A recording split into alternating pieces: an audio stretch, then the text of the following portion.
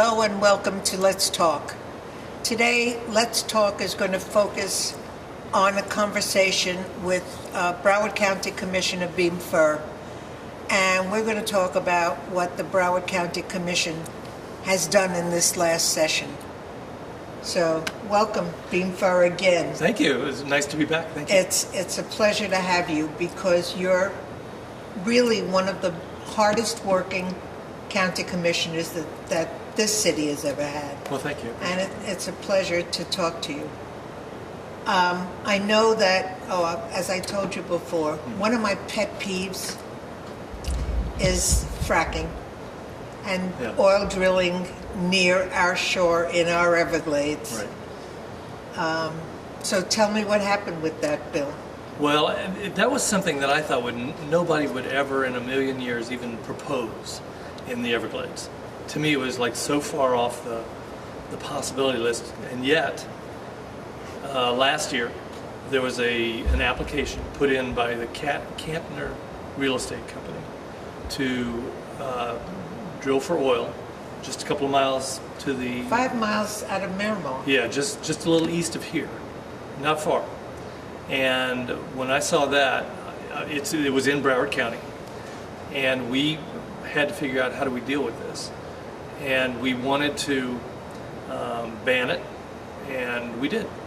We recognized the land that they were doing the application on is a conservation land. Oh, it is? It is conservation land, absolutely. And that is right exactly where our aquifer is, right sitting on top of our, where we get our drinking water. And the idea Why in the world would they want to build there? They want to drill there? Money. Yeah, I guess. Plain and simple, money. But there are, when that is something that is at stake, and you're talking about the health and welfare of the people of this county. And our water supply. As basic as it gets to human existence. And to me, it's not something you mess with. You don't compromise there. You don't. I didn't have to think twice. That's something I suggested and put forth a resolution to ban it in Broward County, and unanimously the rest of the commission was all in accordance. They made me so happy to read that. Yeah, I mean, every Broward County commissioner was on board on this, and we banned it. And then we heard that the state legislature was considering preempting us. In other words, taking away our authority to do that. We actually have authority as a county to determine how land is used, in the county. States can, on occasion, preempt home rule if they. If there's a really good reason. Yeah. What would the really good reason be? No, this was not a good reason. And there was a lot of people, it wasn't just a county effort, it was a real grassroots effort by people, not only in Broward County, but honestly throughout the state, that said this is a bad idea. Because they weren't going to just preempt it in Broward County. They were going for a statewide, they wanted the opportunity to do it wherever they saw fit, and luckily it was just barely stopped. The vote was 10-9. Wow. Very close, but you had so many people telling the legislature how bad an idea it was. In fact, there was a 5th grade class that actually went up there, and every kid spoke, and it was heartening to see that at least it stopped there. I have no doubt that they will probably be back in the next legislature session. Because they own that land, this realty company? Yeah, and the weird part is it's a real estate company. It's not an oil company. So they don't have the deep pockets that an oil company has. But they're still trying. I don't know what their overall plan is to do. Maybe they're just trying to sell the land. I don't know what they're trying to do. But I do know what I don't want them to do. Yeah, me too. And I don't want them to be fracking out there. So, no fracking allowed. No drilling. No drilling. No drilling. Yeah. Thank you. Yeah. Thank you. When I first read about it, Yeah. I wrote to every state and city and federal Wow. representative that represented me. Yeah. I only got one reply Really? from a state rep. Well, state reps had to vote on it, so maybe it was at 10-9. Maybe it was. No, that, actually, I didn't approach city reps. Oh no! I mean, if it was a state rep, Yeah. maybe they listened because that's who had to vote on it. Yeah. In the end. Yeah. Yeah. So maybe your letter did some good. You know, Yeah. you never know, but sometimes you have to step forward. I rarely do that, but this was important to me. I will say when people write letters like that, and it's not a form letter, it's not an email blast. Right. When somebody handwrites a letter, it has such power because you get so few of them. You don't get that a whole lot anymore. That's true. And if somebody takes the time to handwrite a letter, It's meaningful to it them. means a lot. And I say that to your viewers, that if there's something that's on their mind, one of the best ways that they can get their point across is to write a letter. And then you had another big project that you worked on, which was childcare. Yes. For those who don't know, I was an educator for many years, almost 30 years, and we have in our county a number that's it's not that far, it's not that different from around throughout the United States, but the reality is 47% of the kids in Broward County right now are not at grade level when they get to third grade in reading. Really? And 76% of those kids don't graduate. So it's obvious to me that there needs to be a lot of investment in early childhood education. And you're seeing this idea throughout the United States. This is kind of almost at a tipping point where everybody's recognizing the necessity for this. So for Broward County, most counties don't have purview over this, but Broward County does. Broward County actually has licenses every child care center in the county. And what we wanted to do is make sure that they are the highest of quality. The child care center is licensed. Is every employee who works there licensed? They have to, and this is what my push was. They can, if they get 40 hours of training, they can be a child care worker. But that's not enough.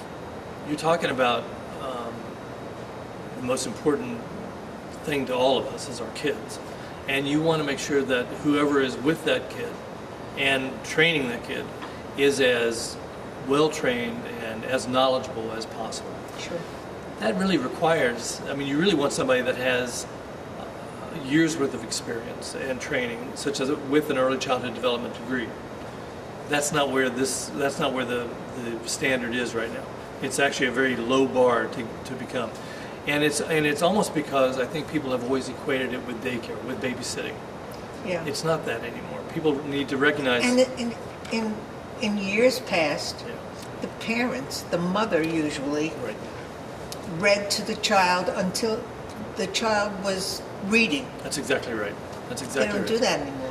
Well, now that you have two parents working, and Right. so exactly what you're talking about is now falling in our entire society On the schools. on the child care centers. So if that's the case, don't you want those child care workers to be as professional as possible? Sure. And to have that and to know what is smart play. How do you teach kids to learn through song, through literature, through play, and how do you do that? And how do you work with socialization, all those different things, and that requires a lot of education. And so what I've been pushing for is to try to professionalize the child care worker, and that means requiring a higher degree of or more education. So how did you do with that issue? We're doing actually pretty good so far. We have this on two things. One, we have just passed something that requires, we needed to see what the landscape was. So we first wanted to find out how many child care workers there are, who they are, and what degrees they have. because we now have, through the Office of Early Learning on the state level, we are actually providing scholarships to get them degrees, actually paying them to go to school. Wonderful idea. Because they're making minimum wage. Sure. They're getting paid like babysitters. The only way they're going to try to bring themselves up and If they get help. is if they get help on it, and so they can afford to do it. So that is, we're actually getting lots of scholarships to allow them to get to the That's child great. associate's degree, and that is a big push. The next part on that is going to be this: you're going to have workers now who are going to have a degree, and they are going to want to be paid more. Now that's going to be the second part of that, Right. And they're going to And they're going to deserve it. and they're going to deserve it. That's exactly what I was going to say. And if we can figure that out, I think this county will be in much better shape than the other counties. There are some things that the ordinary taxpayer rebels against. Yeah. They pay it because they have to, but then they don't like it. Yeah. There are other things that they actually approve of. Right. I think this is one they would approve of. I think you're right too. People. You don't mind spending a little more in your tax, Right. so that the people who are taking care of your child can be the right person and do the job. Right, and the economics of it, if you actually look at it through an economic perspective, the return on investment is when people calculate diverting people from jails, having a higher skilled workforce in your county, the return on investment is 8 to 1. For every dollar you invest, the county invests, there's a payback of $8. There's no social policy that has that kind of return on investment.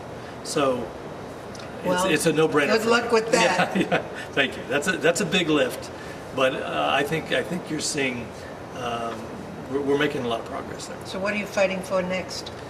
Well, You're such a fighter. we're working a lot on. I'm trying to get a comprehensive garbage policy that allows the state actually mandates us have 75% recycling. We're not there yet. The county as a whole was at 60%. It's going backwards right now. There was a lot of, this is a complex issue, but the cities were all united and had an interlocal agreement for the last 20 years. That came apart 2 years ago, and ever since it came apart, the recycling rates have been going down. So it's important to bring them back together and try to get everybody rowing in the same direction again. You bet. And the hard part is the recycling return on investments right now. When people they're not paying off as much right now because you have China's not building as much. Those places where recycling So they're materials not using the recycled material. correct, and the rates have gone down. It's a lot easier when the rates are up because everybody wants to do it. They make money on it. It's harder when the rates are down, but yet you still want to be able to save those resources. So again, another heavy lift, but we did just have 31 cities vote unanimously to use a piece of land or to consider a piece of land to perhaps put an entire recycling center there. So we're making a little progress. It's like herding. Well, a it's like little herding bit at a cats. time. Baby It steps. takes a while. Baby steps. Now you got to talk to me about Uber because Okay. everybody loves Uber. Everybody loves Uber. This is exciting, and I think the county, we tried to get way out ahead, and make Uber and Lyft and those car sharing, make them legitimate. We saw the need for it. We saw the demand for it. People like the customer service. Absolutely. Absolutely. And so we passed everything. We were trying to decide on trying to be as safe as possible. They balked at it. They left the county for a little while. We got back together, and we passed something that I think is working for everybody. I'm excited because of something that Uber just introduced, and it's called Uber Pool. And you can actually carpool now with Uber. And if you want other people to get picked up along the way, you can do that, and your ride becomes less expensive. And everybody shares a ride. And it's, it's cheap as it is, but it can even be cheaper. Yeah, but if you decide that you need to make the airport by X time, You just go by yourself. You You have your a choice. You have a choice. Here's where it could become revolutionary in terms of mass transit. Imagine the idea of the hard part about mass transit, and all of us who live in Broward County are seeing our roads get more congested. Somehow we have to get more and more people off the road. So you need to find a way to make mass transit more desirable. It's usually inconvenient for most. How do you get to the bus stop? Sure. How do you get back from the bus stop? Well, Uber Pool could be that missing link, that first mile, last mile. And imagine when you got left off at the bus stop, Uber is there to pick you up, and whoever else gets dropped off there. Obviously, you probably all live in the same neighborhood. You all share a ride, and everybody gets taken home. That's your last mile. On the way, the first mile, same kind of thing. it doesn't seem like it's very cost effective for Uber though, because it's short hops. It's short hops, but you're getting, because it's more, it's in volume. It's in volume. They've priced it out so it works for them. Okay. And Uber Pool is now in, I think, 12 or 18 communities. I forgot the number, but it's working with the mass transit. You took that first ride. I did take the first How ride. was it? It was great. It was good. I've been pushing for this to work with mass transit, and they knew I had been. It's one of the reasons why I pushed so hard for Uber and Lyft to be part of our. Cab drivers. Cab drivers can upset? no. We're actually working with cab drivers to do the exact same thing. We are now exploring the options. Yeah. Where they need to be absolutely brought in so that they don't feel that we're cutting them out of their living. That's exactly right, and we're actually finding a way where they can where their meters can do multiple meters at the same time. So you're having I forgot the term for it. Anyway, I'm glad you're working with the cab drivers as well. Oh yeah. I love the thought and the reality of Uber, but I feel that something should be done for the cab drivers as well. And we felt the same way. We are doing everything we can to keep them as competitive, and we're actually going to be giving them the information on the real-time buses. Like they'll be able to see, just like how like when you're looking at your phone on Uber and you see the Uber coming toward you, they're going to see where the buses are, and they're going to be able to meet the buses at the station, ready to go. Do you need a ride? Come on in. And so we're and at Amtrak as well. Yep, both. We're trying to make it so everything starts to work together, and you'll start to see within the year, apps on your phone that will be tying together buses, Uber, things like that. It's pretty interesting. Pretty exciting. Technology is wonderful. It's pretty exciting. It's pretty exciting. Yeah. Well, I've got a head full of thought now from what you've been doing, Okay. and I can't wait to see you after the next session. I look forward to the next session. And let's always. see what happens. And please, by all means, come back. Anytime. I'd love to. Thank you. Thank you very much. Beam Furr, thank you so much. Thank you so much. For OCTV, I'm Elaine Kuhlman, and thank you very much for joining us on this Let's Talk with County Commissioner Beam Furr.